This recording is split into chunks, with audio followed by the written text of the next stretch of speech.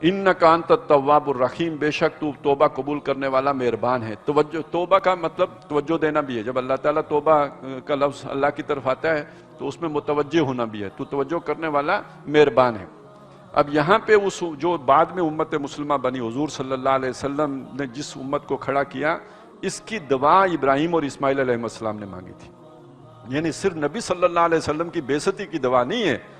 یہ، جسے ہم امت مسلمہ کہتے ہیں، اس کی دعا بھی ہے کہ جو حضرت ابراہیم اور حضرت اسماعیل نے مل کر مانگی خانہ کعبہ کی تعمیر کے موقع پر۔ ربنا وابعث فیہم رسولا منہم، اے ہمارے رب ان میں مبعوث فرما، ان میں کھڑا کر، ان میں بھیج ایک رسول جو انہی میں سے ہو، یتلو علیہم آیات کا، جو انہیں تیری آیات پڑھ کر سنائے، ویعلمہم الکتاب والحکمہ، اور انہیں کتاب اور حکمت کی تعلیم دے، ویزکیہم، اور ان کا تزکیہ کرے۔ یعنی کتاب اللہ کی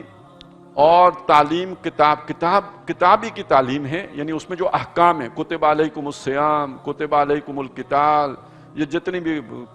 یہ جو نماز، ان الصلاۃ کانت علی المؤمنین کتابا موقوتا، تو یہ جو کتاب یعنی احکام ہے، شریعت کی تعلیم دے، ان احکام کی تعلیم دے، ان کی حکمت بتائے، اور یہ کہ زندگی کی حکمتیں بیان کرے، اور وَيُزَكِّيهِمْ، اور ان کا تزکیہ کرے، انہیں پاک صاف، وہ دل کے جو روگ ہیں، جو ہدایت کے رستے کی رکاوٹ بن جاتے ہیں، دل کے جو میل کچیل ہیں، ان کو صاف کرے۔